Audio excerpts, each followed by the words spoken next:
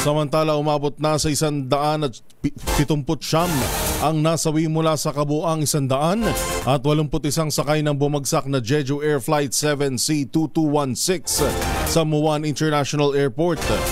Sa inisyal na ulat, nangyari ang aksidente habang nagsasagawa ng emergency landing ang eroplano galing Bangkok.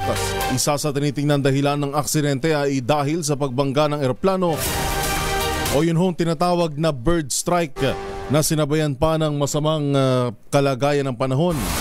Dalawa pa lamang ang napaulat na nakaligtas na pawang mga flight attendants na nagpapagaling sa ospital, habang 65 naman sa mga nasawi ang natukoy na ang pagkakakilanlan.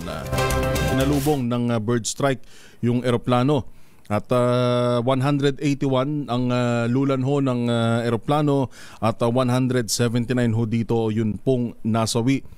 Meron ditong nilabas na report yung The Global Filipino Magazine at kanilang isa ho itong magazine na online magazine na nakabase sa Dubai at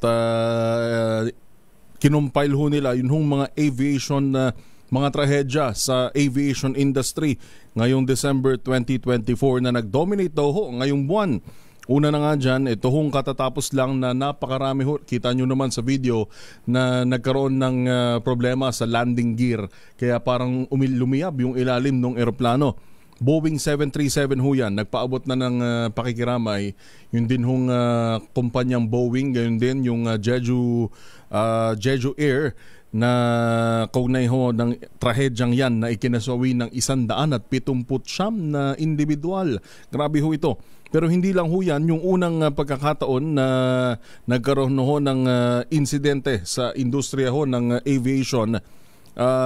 Dito din palang December 29 may nangyari diyan naman sa United Arab Emirates, yun pong Rock Light Aircraft na bumagsak naman sa karagatan. Diyan ho ito sa UAE na ikinamatay ng piloto nito at co-pilot na hanggang sa ngayon po ongoing pa rin yung investigasyon. Samantala, diyan naman sa Canada, nito ring December 28 nagkaroon din ho ng landing gear failure sa diyan ho sa Canada. Yun pong Philippine Airlines flight sa Halifax ho ito. At nagresulta rin sa minor injuries sa mga pasahero. Meron tayong tatlo lang na binabanggit ngayon pero hindi pa yan. Nasundan pa ho yan noong naman December 25 sa Kazakhstan. Yun naman hong Azerbaijan Airlines Flight 8243 na nag-crash habang nag-emergency landing dyan sa Aktau na resulta naman ho ng pagkakasawi ng 38 individual na lulan ho. Lahat ho sila ay 67 pasahero. Gayun din ho itong December 22 panlima. Diyan naman na nangyari sa Brazil yung Gramado Piper PA-42 crash na bumangga sa mga structures dyan ho sa Gramado na ikinasawi ng 10 katao.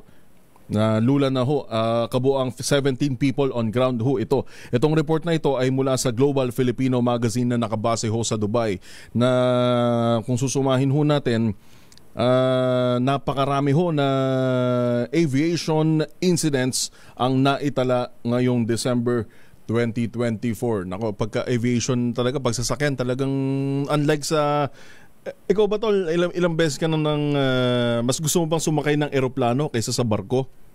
O barko pa rin? Wala pa experience. Pero kung ako sasakay, parang mas gusto ko pa rin eroplano kaysa barko. Sabi ko ako sasakay ako ng barko dahil takot ako sa tubig na malalim. Magdadalawang life jacket ako. Pero hindi, mas delikado nga naman talaga yung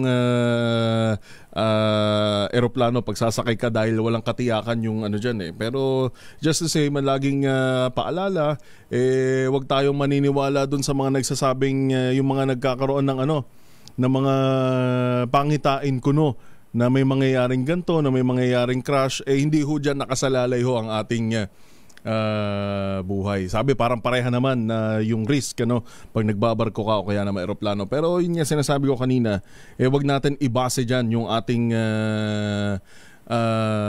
destination. Kumbaga, doon sa mga nagsasabi na may mangyayaring ganito, ito yung pangitain ni ganito, ni ganyan, iba pa rin ho ang nagagawa ng panalangin.